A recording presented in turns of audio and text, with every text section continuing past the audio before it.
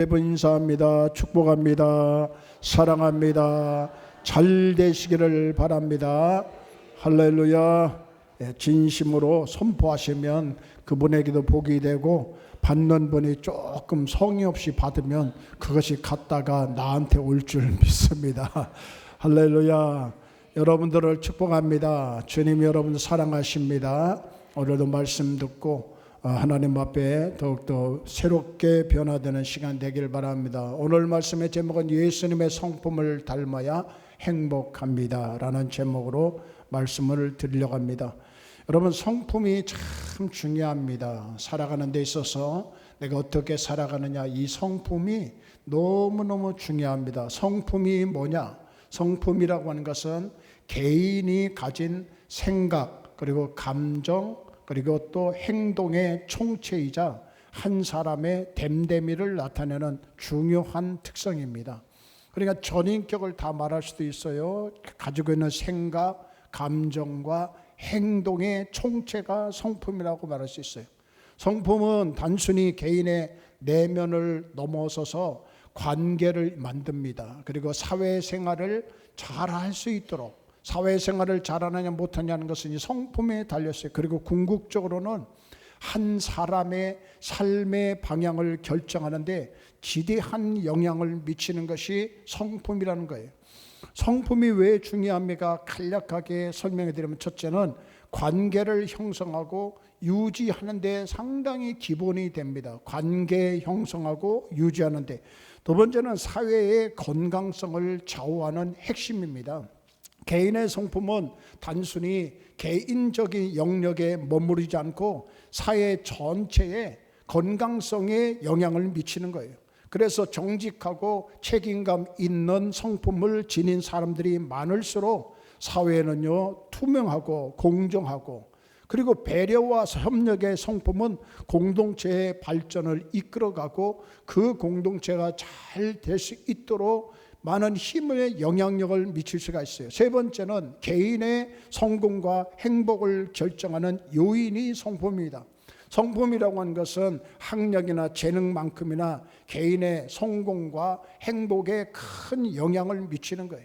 끈기가 있어야 되고 인내할 줄 알아야 되고, 도전 정신과 같은 성품은 목표를 설정하고 이를 달성하는 데 아주 필수적입니다. 또한 겸손하고 감사하고 자기 통제와 같은 성품은 어려움 속에서도 평정심을 유지하고 만족감을 느끼며 진정한 행복을 추구할 수 있는 거예요. 네 번째는 윤리적 판단과 행동의 기준이 될 수 있는 것이 성품입니다. 성품은 개인이 올바른 윤리적 판단을 내리고 책임감 있는 행동을 할 수 있도록 돕는 나침반과 같은 거예요. 나침반. 그래서 양심과 정의감, 도덕성과 같은 성품은 옳고 그름을 분별하고 유혹에 넘어가지 않고 어려운 상황에서도 원칙을 지키는 힘을 주는 것이 성품이라는 거예요. 그리고 다섯 번째는 리더십이라고 썼는데 잘못 썼네요. 리더십의 필수 요소입니다. 어떤 조직이나 공동체에서든지 리더의 성품은 그 집단의 성패를 좌우하는 거예요. 존경받는 리더는 뛰어난 능력뿐만 아니라 정직함, 그리고 공정함, 희생정신과 같은 훌륭한 성품을 지니고 있습니다. 그래서 이 성품이라는 것은 상당히 중요합니다. 그러나 이 세상에는요, 어느 지도자도, 어떤 문학가도, 인격자라고 하는 철학자라도, 어떤 사람에도 이 세상에는 완벽한 성품의 소유자는 단 한 명도 없습니다. 그러나 한 분은 계셔요. 그분은 완벽한 성품의 소유자이십니다. 그분이 바로 예수님이신 줄 믿습니다. 하늘의 DNA인 예수님의 생명이 우리 안에 있어요. 예수님을 모신 사람은, 다시 말씀드려요, 완벽한 성품의 소유자는 예수님이신데 그 예수님이 내 안에 계셔요. 내 안에. 예수를 믿는 사람 안에는 주님이 계신 겁니다. 예수님을 나의 구주로 모신 사람에게는 내 안에 예수님이 계셔서 예수님의 DNA가 내 안에 있는 거예요. 그래서 예수님의 생명이 우리 안에 있습니다. 여러분, 생명이라는 것은 다른 것이 아니라 생명이라는 것은 그냥 살아있는 것만이 아니라 생명은 잘 자라야 됩니다. 할렐루야. 잘 자라야 되는 겁니다. 요즘 가끔 가다 제가 요 뒷마당에 가서요, 가끔 가다 상추나 쑥갓이나 이런 걸 뜯어 먹어요. 참 먹을 때마다 행복합니다. 그런데 유튜브 보니까 상추를 먹으면 건강에 아주 좋다고 하는 한의사 말을 듣고 내가 좀 더 자주 나가게 돼 있어요. 왜냐하면 근데 가서 처음에 우리 집사님이 그거를 관리하실 때 보니까 비료도 사오시고, 비료인가요? 거름도 사오시고, 뭐 거기다가 아이들 또 공이 또 넘어가서 상추나 이런 거 다치지 않게 그물망도 거기다가 걸쳐 놓으시고, 너무너무 성의 있게 뭘 하나 하셔도 확실하게 하는 것 같아요. 참 감사해요. 근데 처음 심을 때는 아주 작은 씨앗이었어요. 저게 살아날까? 그래도 계속 물을 주니까 그게 자라나는 거예요. 제가 말씀드리려는 것은 다른 것이 아니라 생명이 있으면은 자라나게 돼 있어요. 생명은 자라나게 돼 있습니다. 그래서 자랄 때 가장 먼저 자라는 것, 내 안에 예수님이 계시다면은, 예수님의 생명이 계시다면 예수님의 성품이 자라야 돼요. 예수님의 성품이 자라야 돼요. 나는 옛사람은 죽고 예수님의 성품이 항상 자라야 될 줄 믿습니다. 세상에서 뜻을 이루어 성공하고 지식이 자라고 회사가 자라고 교회가 자라기보다 먼저 우리 안에 있는 예수님의 인격과 믿음이 자라셔야 됩니다. 그런데 10년이 돼도 15년이 돼도 내 안에 계시는 예수님의 생명이 자라나지 않고 그대로 씨앗 그대로 있다면 그것은 생명이라고 볼 수보다도 그냥 정체된 상태예요. 그래서 우리가 자라나야 되는데 이걸 위해서 주신 말씀이, 내가 예수님의 생명이 자라기 위해서 주신 말씀이 오늘 산상수훈에 가장 먼저 말씀하신 팔복이라고 하는 말씀이에요. 팔복은 예수님께서 마태복음 5장부터 7장에 말씀하신 산상수훈의 첫 번째 말씀입니다. 구약은 대부분 율법을 강조해. 율법은 하라 하지 말라, 이게 율법이에요. 하라 하지 말아라 하면 복이고 하지 않으면 저주고, 이것이 율법인데 순종 안 하면 저주, 심판으로 시작하고 끝나는데, 신약으로 오면은 제일 주님이 첫 번째 강조하시는 말씀은 축복으로 시작합니다. 축복으로 시작합니다. 애통하는 자는 복이 있나니, 심령이 가난한 자는 복이 있나니, 화평케 하는 자는 복이 있나니. 무엇을 의미합니까? 예수님은 축복과 은혜를 주시는 분이에요. 예수님은 우리에게 복을 주시기를 정말 간절히 사모하시는 분입니다. 우리가 예수를 내 안에 모셨다면 우리는 저주와 심판이 아니라 우리는 복을 받고, 우리는 축복을 받고, 우리는 성품이 날마다 주님을 닮아가고 자라야 되는 성도가 되셔야 될 줄 믿습니다. 그래서 우리 안에 있는 예수님의 생명이 예수님의 성품으로 자라기 위해서 우리가 가장 알아야 할 것이 뭐냐면, 먼저 할 것은 복이 뭔가를 아셔야 돼요. 복이 뭔가. 사람은 누구나 복 받기를 아주 좋아합니다. 우리 청년들 예수 잘 믿고 복 많이 받기를 주의 이름으로 축원합니다. 아멘. 여러분들도 예수 잘 믿고 복을 많이 받기를 예수님의 이름으로 축원합니다. 한국 사람들 뿐만 아니라 전 세계 사람 어느 누구도, 특히 중국 사람도 마찬가지예요. 그런데 우리나라도 유독히 복을 좋아해. 복을 좋아해. 지금은 좀 덜하지만 그래도요, 명품이라고 하는 베갯니, 명품이라는 무슨 무슨 뭐 함이라든가, 아니면 집안에 들어가면은 거실을요, 창문을 다 창호로 만들어 가지고 그 가운데다가 복복자를 딱 써놔요. 요즘 인테리어도 그렇게 하잖아요. 아파트 같은 데 안에도 옛날 창살같이 옛날 문처럼 꾸며놓는 그런 집들이 꽤 비싸더라고요, 그런 걸. 그런데 어디다든지 다 그릇에도 복복자, 장롱에도 복복자, 이불에도 복복자, 심지어 베갯니에도 복이 있어요. 한국인이 좋아하는 말이 있습니다. 이 말은 한문으로 나오는데 영상이 나올 텐데요, 같이 한번 읽어볼까요? 소지 황금줄, 시작. 소지 황금줄, 개문 만복래. 이건 무슨 뜻이냐? 땅을 쓸으니까 황금이 나오고 문을 열으니 만복이 오도다. 와, 좀 그랬으면 좋겠어요. 마당을 좀 쓰려면 막 황금이 나왔으면 좋겠어. 황금은 고사하고 기름이라도 나왔으면 좋겠어요. 예? 땅을 파면은 기름이라도 나왔으면 좋겠어요. 제가 얼마 전에도 여 뒤에 있는 나무를 파가지고 저 앞마당에다 심을 때, 그때 땅을 팔 때 이 나무를 팔 때, 주여 여기에 좀 원유가 터져 나오면 어떻겠습니까? 아니, 제 친구 목사님이 미국 텍사스에서 목회를 하시는데 그분이 어느 날 석유공사에서 찾아온 거예요. 미국 석유공사 찾아와가지고 웬일이시니까 여기서 비행기로 다 조사하고 지지를 조사하니까 교회 밑에서 가스가 매장돼 있다는 거예요. 이야, 그래서 그 교회를요 가스공사에서 인수해가고 매월 얼마씩 가스공사에서 지금도 계속 주고 있어. 그 교회는 재정이 걱정이 안 돼. 가스공사에서 계속 주는 거예요. 이따가 예배 끝나고 한번 파봅시다. 나올지 가스인지 모르겠지만 웃자 하는 말이고요. 이 말 소지 황금출 계문 만복내, 얼마나 좋은 말이. 이렇게 복을 좋아하는 민족도 많지가 않아요. 전에도 한번 말씀드렸지만 어느 중국집에 가보니까요 복복자를 거꾸로 다 달았더라.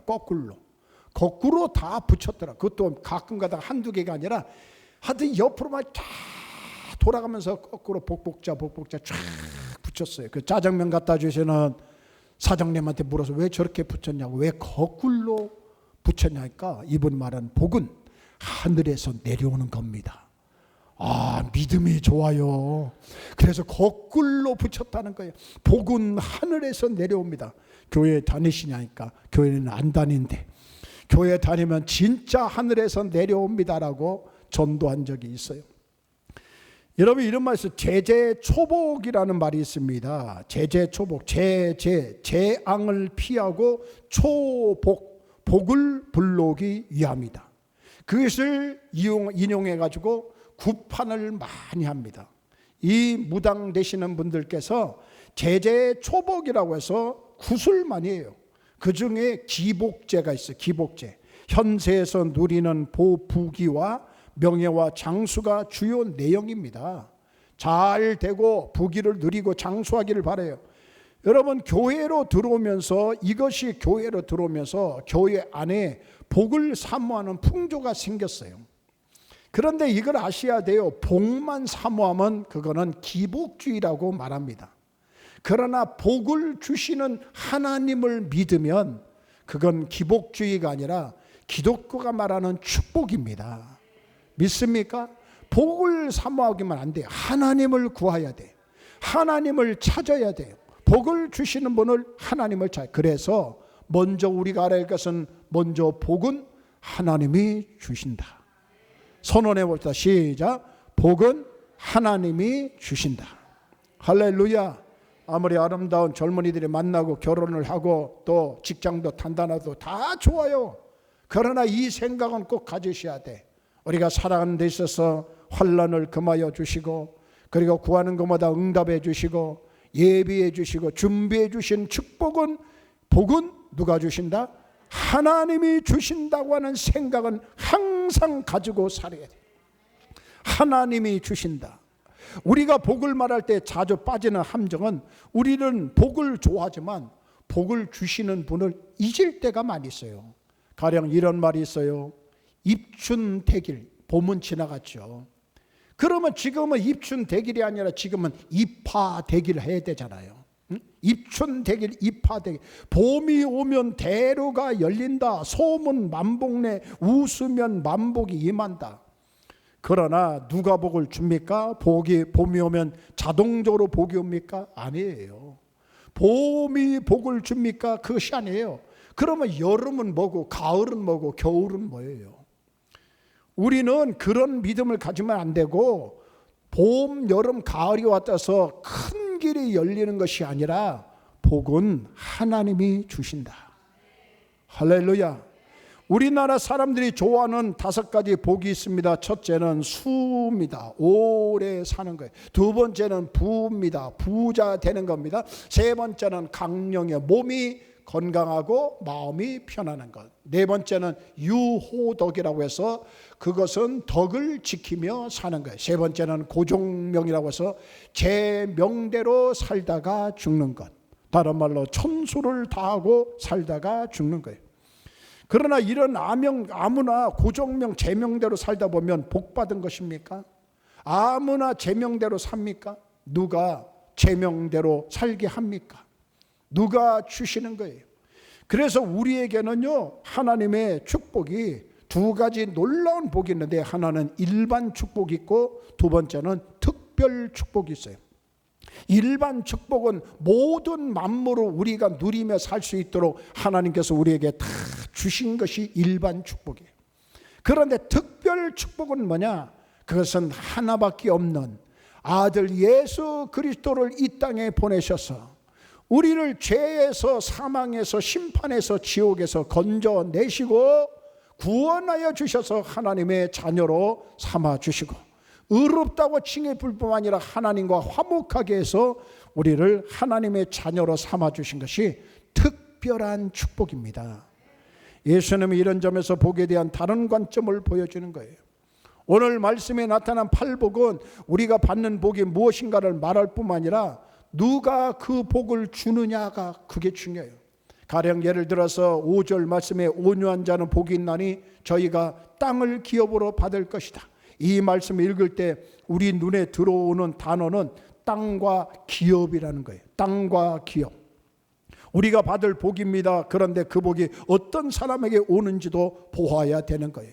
어떤 사람의 땅과 기업은 어떤 사람에게 온유한 자에게 온다는 겁니다. 요즘 지역을 말씀드려 죄송하지만 요즘 세종시가 기가 팍 죽었어요. 세종시가 대통령실이 내려온다고 해가지고 막 난리가 났어요.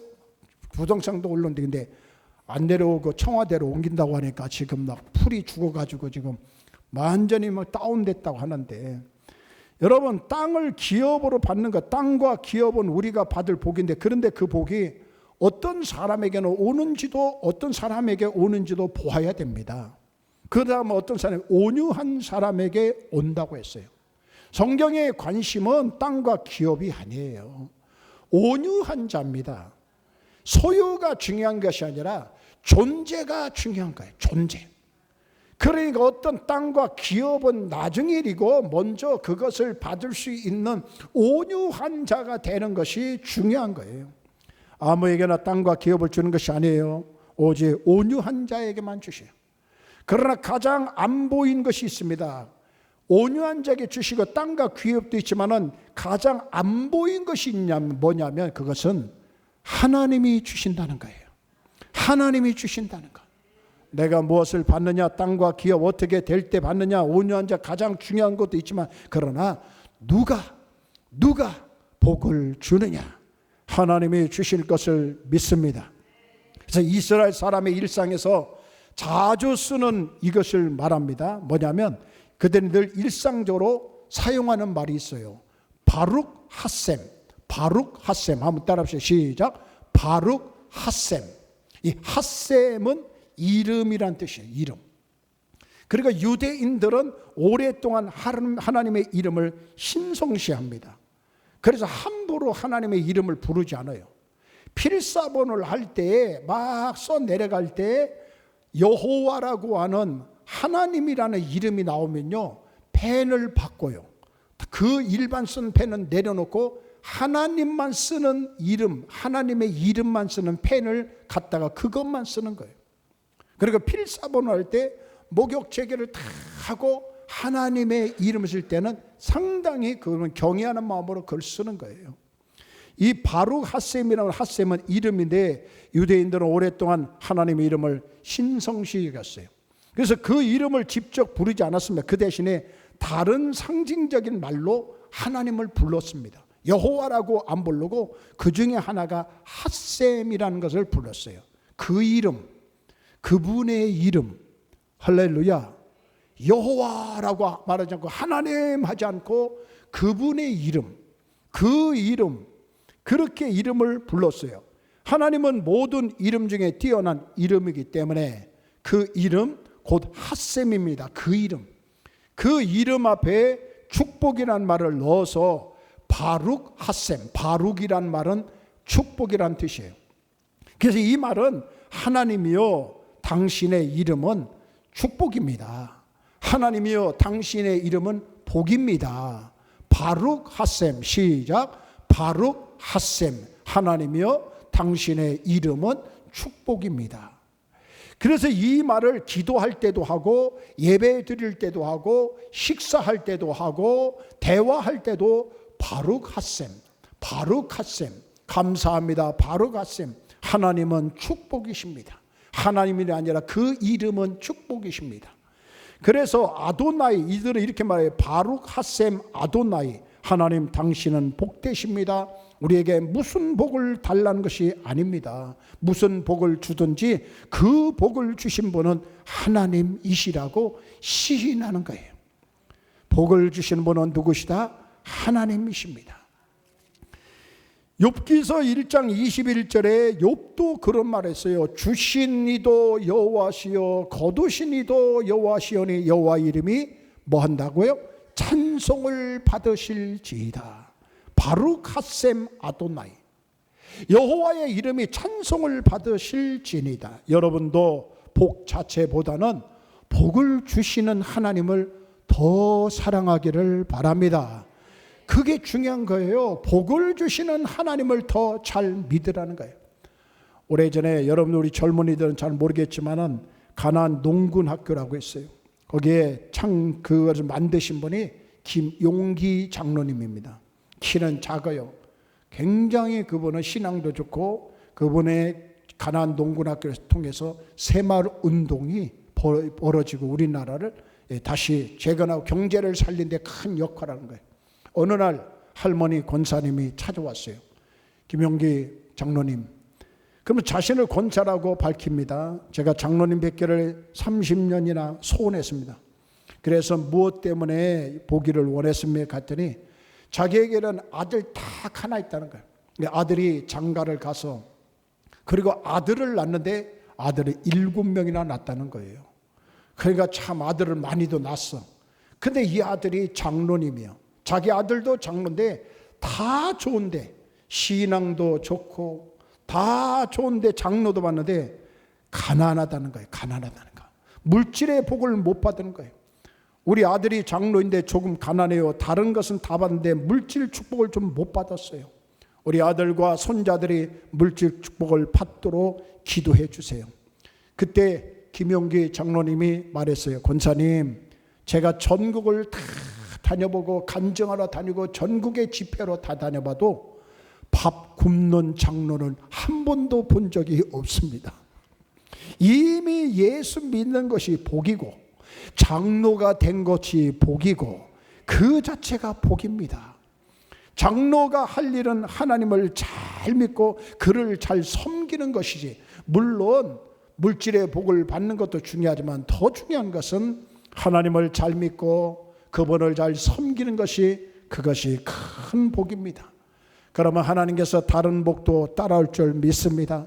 그 장로가 하나님 앞에 이 세상에 큰 복을 못 받아도 믿음 생활 잘하면 그 자녀들이 복을 받을 줄 믿습니다 하고 간단하게 기도해 주었다는 간증집을 읽은 적이 있어요. 복보다 복을 주신 분을 더 사랑해야 된다는 겁니다. 성경도 말하고 있어요. 시편 16편 2절 말씀에 내가 여호와께 아뢰되 주는 나의 주시오니 주밖에는 나의 복이 없다 하였나이다. 주님 자신이 복입니다.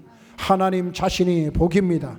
시편 73편 28절 말씀에 하나님께 가까이 함이 내게 복이다. 시작. 하나님께 가까이 함이 내게 복이다. 한 번 더요. 하나님께 가까이 함이 내게 복이다. 할렐루야. 오늘 말씀 다 잊어도 좋아요. 그러나 이 말씀은 꼭 잊지 마세요. 시편 73편 28절 하나님께 가까이 함이 내게 복이다. 멀어지면 복이 아니에요. 하나님께 한 걸음 한 걸음 가까이 나가는 것이 복인 줄 믿습니다. 아멘. 생명이 내 안에 있다면 그 생명을 자라게 하고 그 생명을 자라서 하나님 앞에 복을 받으려면 하나님께 가까이 나가셔야 돼요.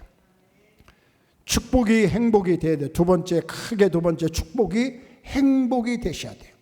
축복이 행복이 돼야 된다?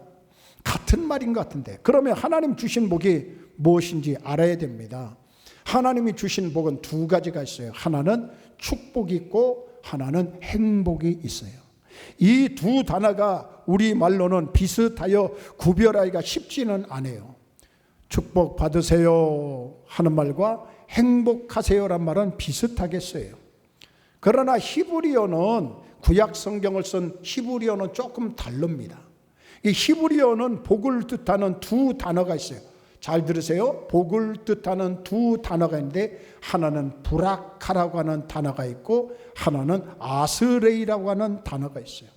이 브라카는 하나님이 우리에게 주시는 복이에요. 하나님이 우리에게 주시는 복이에요. 예를 들면 창세기 12장에 아브라함에게 찾아오셨어요. 아브라함이 뭐 대단한 사람 아니었어요. 그냥 많은 사람 중에 한 평범한 사람이에요.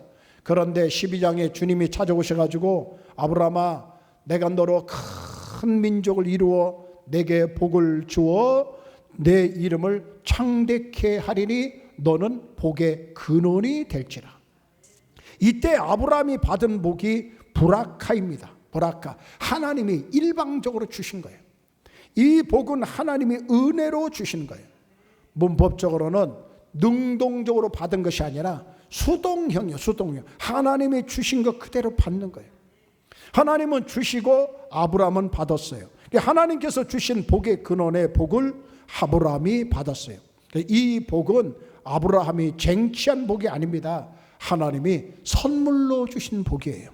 그런데 또 하나의 복이 있습니다. 아스레이라고 하는 복이 있어요. 이 복은 우리가 누리는 복입니다. 주시는 복, 누리는 복. 이스라엘 12지파 중에서 아셀 지파라는 사람들이 있어요. 아셀 지파. 아스레이라는 말이 바로 아셀 지파라는 말하고 같은 단어입니다. 그래서 아셀 지파는 하나님으로부터 많은 복을 누렸어요. 창세기 49장 20절에 보면, 아셀에게서 나는 식물은 기름진 것이라 그가 왕의 진술을 공개하리로다. 그래서 아셀 지파는 지금의 갈멜산 레바논 해안 평야를 기업으로 받았습니다. 지리적으로 이 지역을 아코 평야라고 하는데, 이 지역은 아주 비옥하고 기름지고 아름다운 지역이에요. 아셀 지파가 그걸 받았어요. 그래서 아셀 지파는 오랫동안 이 지역에서 평안과 복, 안정과 평화를 누리고, 거기서 생산하는 것 자기들도 먹고 장사도 하지만 그 생산하는 걸 왕의 상에다가, 왕궁에다가 공개하는 그런 역할을 한 사람들이 바로 아셀 지파예요. 그 아셀이라는 말이 아스레이라는 말하고 같은 말이에요. 다시 말해요, 브라카가 하나님이 주시는 복이라면 아스레이는 우리가 누리는 복이에요. 우리말은 축복은 하나님이 주신 복이고, 하나님 우리에게 많은 복을 주십니다. 그런데 그 복을 우리가 누릴 때, 그 복을 누릴 때 우리는 행복이라고 말하는 거예요. 그래서 축복은 행복의 시작입니다. 반드시 행복하기를 원하려면 하나님으로부터 축복을 받으셔야 돼요. 그것도 위로부터 내려오는 복을 받으셔야 돼요. 할렐루야. 반드시 축복을 먼저 받아야 행복한 거예요. 행복하려고 노력을 많이 하죠. 행복하려고 뭐 저금도 하고, 행복하려고 여행도 가고, 행복하려고 하고 자기 노력도 하지만, 그러나 본인들이 행복하고 하려고 노력도 중요하지만 더 중요한 것은 하늘로부터 하나님 앞에 축복을 받으셔야 돼요. 축복의 출발지가 하나님이에요. 바꿔서 말하면 행복의 출발지가 하나님이라는 거예요. 그래서 축복의 출발지는 하나님이고, 그것의 목적지는 인간의 행복이에요. 정이 내립니다. 축복이 없이는 행복할 수가 없습니다. 그러니까 하나님을 떠나서 많은 것을 누린 사람들 보면은 행복한 것이 아니에요. 문제도 많고 번민도 많고 갈등도 많고 힘든 일이 많아. 왜? 하나님이 주신 복이 아니기 때문에. 이 세상에 막 수없이 많은 백만장자라도 여러분 그 안에 하나님이 없다면 진정한 행복이 없어요. 그래서 많은 축복을 하나님께서 주시는 이유는 행복하기 위해. 이런 축복을 주시는데 문제는 인간의 행복이에요. 자, 최고의 행복은 하나님이 우리에게 주신 축복을 모두 누리고 사는 겁니다. 그러나 최고의 불행은 하나님이 주신 축복을 누리지 못하고 사는 거예요. 그런데 오늘 예수님이 말씀하신 팔복은 축복을 말한 것이 아니라 행복을 말한 겁니다. 행복. 5장 3절부터 시작해서 11절까지 복이 있나니 복이 있나니 복이 있나니 9번이나 나와요. 이 말은 헬라어 원어로 마카리오스라고 해요. 마카리오, 복이 있나니 복이 있나니. 할렐루야. 이 말은 히브리어로 번역하면 아스레이 같은 말이 마카리오스 아스레이라는 같은 이 말 앞에서 말한 행복입니다. 앞에서 말한 행복이에요. 그래서 예수님은 팔복을 우리가 이 땅에 누리는 행복을 주고 싶은 거예요. 그래서 하늘에서는 축복이지만 땅에서는 행복이 안 되는 공허한 복을 지금 말하고 있는 것이 아니에요. 우리는 하늘에서도 복을 받았지만 땅에서도 행복한 성도들이 되기를 축원합니다. 그래서 보십시오. 3절에 심령이 가난한 자는 복이 있나니 천국이 그들의 것입니다. 4절에 애통하는 자는 복이 있나니 위로를 받을 것이다. 5절에 온유한 자는 땅을 기업으로 받을 것이다. 할렐루야. 6절에 의에 줄이고 배부르고 7절에 국률이 여기면 국률이 여김받고 마음이 청결하면은 복이 있고 그리고 하나님의 아들의 일컬음 받고 이 모든 것이 이 땅에서 우리를 행복을 위해서 누리는 축복의 메뉴들이에요. 메뉴들. 할렐루야. 여러분 다 축복을 받고 행복하기를 축원합니다. 가장 불행한 것은 하나님의 축복을 받았는데도 행복하지 않는 것이 문제예요. 물질의 복을 받았는데도 가난하게 살고 건강 복을 받았는데도 건강하지 못하고 많은 지식의 축복을 받았는데도 무식하게 살고 하나님의 축복을 행복을 누리며 살아야 되는데 그러면은 어떻게 하면은 우리가 이런 것을 누리며 살까요? 앞에서 말한 대로 예수님의 성품을 닮으시면 돼요. 예수님의 성품을 닮으려고 하면은 이 복을 누릴 줄 믿습니다. 지금 이 말을 잘 보세요. 다시요. 3절에 심령이 가난해야 되고 애통해야 되고 온유해야 되고 의에 줄이고 목말라야 되고 국률이 여겨야 되고 마음이 청결해야 되고 화평해야 되고 의를 위해서 축복을 의를 위해서 핍박을 받아요. 그래서 여기서 가난이라는 것은 자기의 신분을 알리는 것차 부끄러워하는 상거지를 말하는 거예요. 전적으로 다른 사람에게 의지할 정도로 입에 풀칠할 것처럼조차도 없는 것을 말하는 거예요. 소유가 그렇다는 것이 아니라 심령이 그래야 돼요.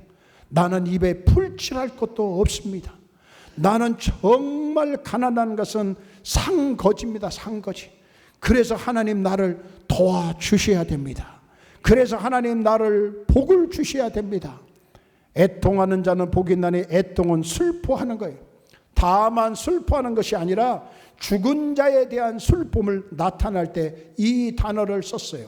그러니까 하나님 앞에 복을 달라기 위해서 행복하기 위해서는 우리는 간절히 하나님을 구해야 되고 예수님을 구해야 될 줄 믿습니다.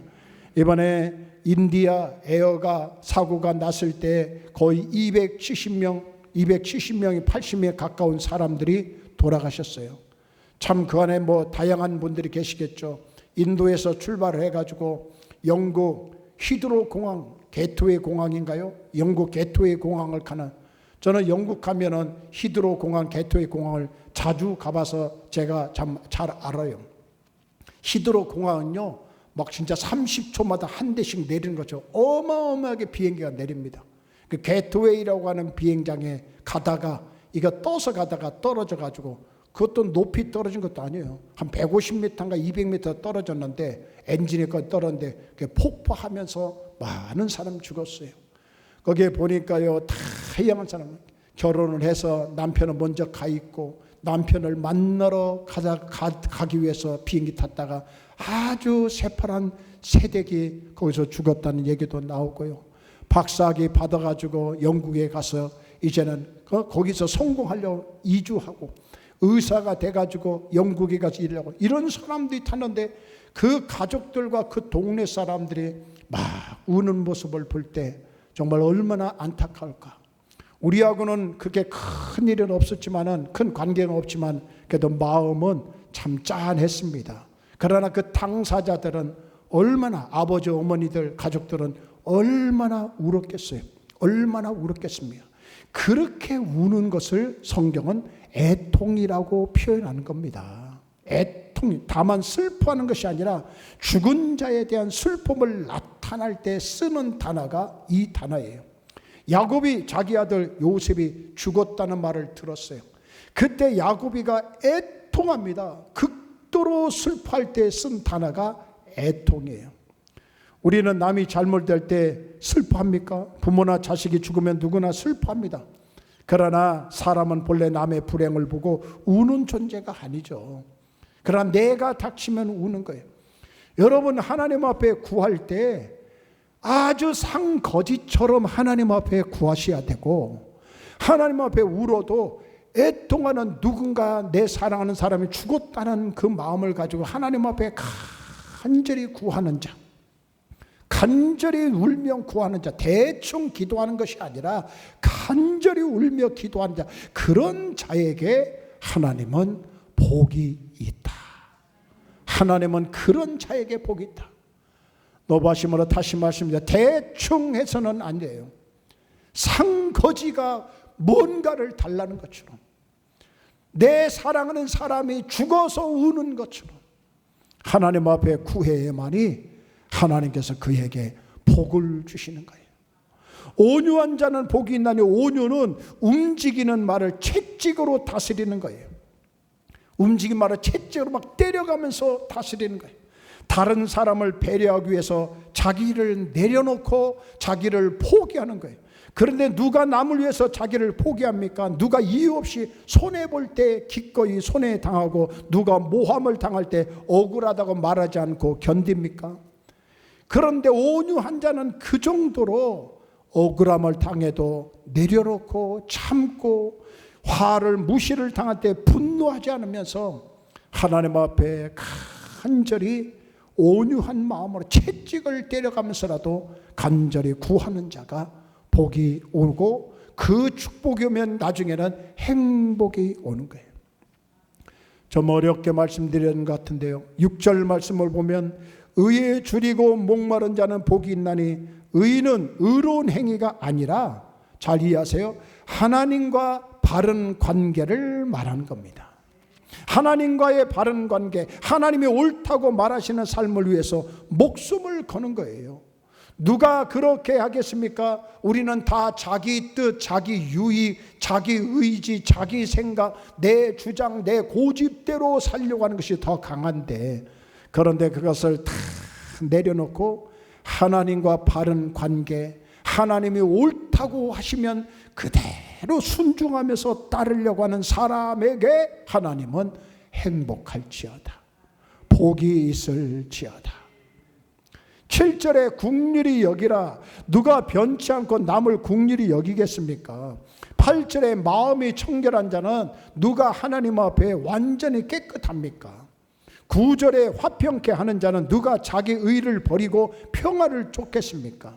10절에 누가 자기 생명을 위협하는 핍박을 기쁘게 받겠습니까? 사실 이게 쉬운 것은 아니에요. 어려운 거예요. 우리의 타고난 천성은 그렇게 되어 있지 않습니다. 그러면 여기 나오는 행복의 조건들은 무엇입니까?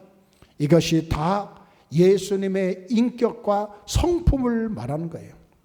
사실 우리 자신의 성품이 아니라 예수님의 인격과 예수님의 성품을 말하는 거예요. 그러니까 억울해도 예수님은 참으셨어. 예수님은 불쌍한 사람을 긍휼히 여겨주셨어요. 예수님은 하나님 앞에 예루살렘에서 애통하면서 우시면서도 기도하셨어요. 이건 다 예수님의 성품입니다. 우리는 심령이 가난하지 못하고 온유하지 못하고 남들을 위해서 애통하지 못합니다. 그래서 우리는요, 다른 것 없어요. 내 안에 이러한 성품이 나오려면 예수님을 모셨다면 예수님을 간절히 찾으시기를 바라고, 예수님과 관계를 잘 유지하시기를 바라고, 예수님 도와주세요. 내 안에는 이런 성품이 없지만 주님이 내 안에 계십니다. 예수님이 내 안에 계십니다. 예수님 성품이 내 안에도 나오게 하여 주옵소서. 이미 작고하신 조용기 목사님이라고 아시죠? 그분의 아들이 나와가지고 3주년 추모식 때 아들이 나와가지고 아버지에 대한 글을 읽는데, 우리 아버지는 다른 것보다도 성령님과 동행하신 분입니다. 그분은 출근하실 때도 성령님 오늘도 함께 하십니다. 일어나실 때도 성령님 안녕하십니까? 우리 아버지는 편지로도 성령님에게 편지를 쓰세요. 성령님 내 글을, 내 편지를 받으세요. 성령님 나를 도와주세요. 성령님 나와 함께 해주세요. 편지도 쓰셨습니다. 우리 아버지에 대해서는 다른 것보다도 우리 아버지는 성령님과 동행하신 분입니다. 아들로서 옆에서 늘 그것을 보았습니다 라고 앞에 나와서 글을 읽고 그분이 말하는 것을 듣고 참 은혜가 된 적이 있어요. 여러분, 우리 안에는 누가 계셔요? 예수님이 계신 줄 믿습니다. 예수님을 자꾸만 인정하세요. 예수님 도와주세요. 예수님 나와 함께 해주세요. 예수님 내 성품은 죽고 내 나쁜 성품은 죽고 예수님의 성품이 나오게 하여 주시옵소서. 예수님 나를 도와주시옵소서. 할렐루야. 평생 가난하게 살면서도 행복하게 살았던 목사님이 계셔요. 일본의 우치무라 깐조라는 목사님인데 이분이 이런 말을 했어요. 돈으로 침대는 살 수 있지만 잠은 살 수 없다. 돈으로 책은 살 수 있지만 지혜는 살 수 없다. 돈으로 음식은 살 수 있지만 입맛은 살 수 없다. 돈으로 약은 살 수 있지만 건강은 살 수 없다. 돈으로 비싼 옷은 살 수 있지만 교양은 살 수 없다. 돈이 필요 없단 말이 아니에요. 돈이 행복이 아니라는 겁니다. 진정한 행복은 예수님의 성품을 닮으려고 할 때 가난하게 상거지처럼 도와주세요.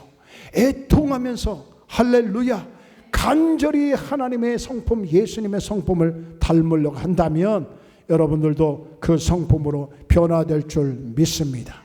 그러면서 성품으로 변화된 두 가지로 우리에게 옵니다. 하나는 은혜로 다가와요. 하나님 우리에게 은혜를 주실 줄 믿습니다. 구원이 다가옵니다. 할렐루야. 영적 성숙의 사다리가 여러분들에게 펼쳐질 줄 믿습니다. 은혜는 훈련으로 가고 훈련은 은혜로 가는 것입니다. 은혜 없이는 하나님의 생명이 들어오지 않는 거예요. 오늘 구할 것은 다른 것 없이 예수님의 성품을 닮아야 되겠다. 그래야 행복한 거예요. 그 성품이 뭐예요? 심령이 가난하기를 바랍니다.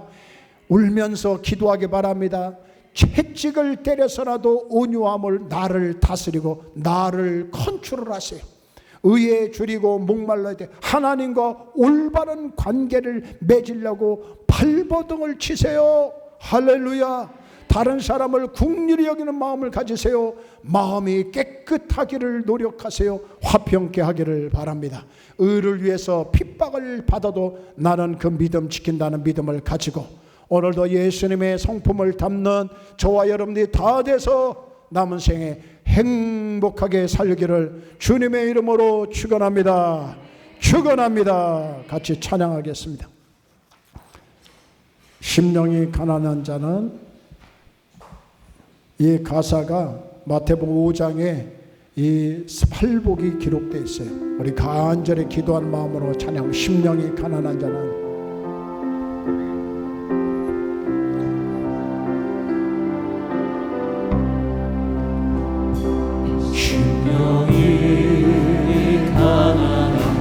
천국이 것이요 천국이 저희 것이요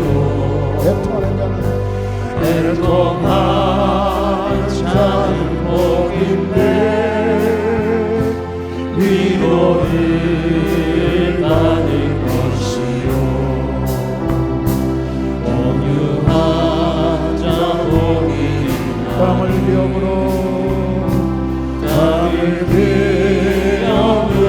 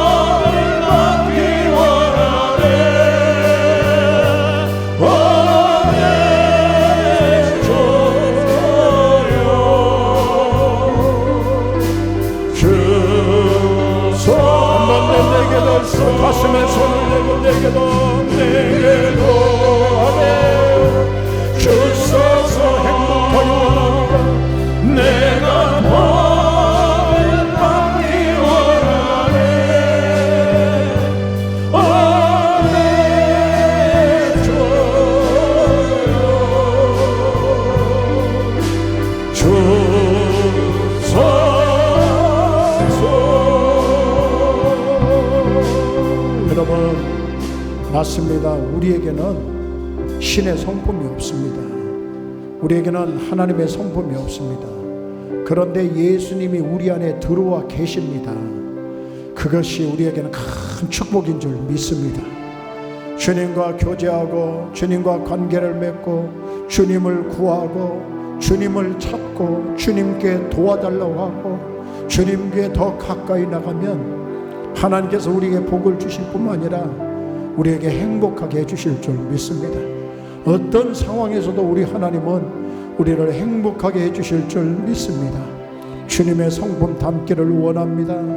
주님을 담기를 원합니다. 내게도 주소서. 주여 한번 우리가 한번 기도하겠습니다. 다 같이 기도합니다. 주여, 살아계신 아버지 하나님, 내 안에 주님이 계심을 믿습니다. 내 안에 하나님이 계심을 믿습니다. 내 안에 하나님의 성품이 계심을 믿습니다. 아버지 하나님, 주님의 성품을 우리에게 들어와 계시는데 그 성품대로 살지 못하는 우리의 자신을 고백합니다. 용서하여 주시옵소서. 그 성품대로 살지 못합니다. 오늘 이 시간에 기도합니다. 하늘 문을 여셔서 축복하여 주옵소서. 예수님의 성품을 담게 하여 주옵소서. 심령이 가난한 자 되기를 원합니다. 아버지 애통하는 자가 되기를 원합니다. 마음이 청결한 자 되기를 원합니다. 아버지 화평케 하는 자가 되기를 원합니다. 아버지 핍박을 받아도 감사하며 기뻐하기를 원합니다. 의에 줄이고 목마른 자가 되기를 바랍니다. 주님 더욱더 열심히 신앙생활을 원합니다. 말씀을 읽고 기도하며 예배를 드리며 하나님께 더 가까이 나가고 하나님과 올바른 관계를 맺기를 원합니다.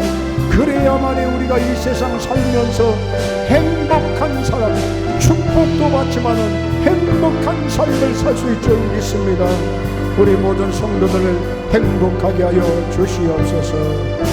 감사하며 예수 그리스도의 이름으로 기도합니다. 아멘. 이제는 우리 주 예수 그리스도의 은혜와 하나님 아버지의 크신 사랑과 성령님의 교통하시고 내조하시고 인도하심이 오늘도 예수님을 닮기를 원하고 예수님과 더 좋은 관계를 맺기를 원하는 모든 성도들에게 이제부터 영원토록 함께 계시기를 간절히 축원하옵나이다. 아멘.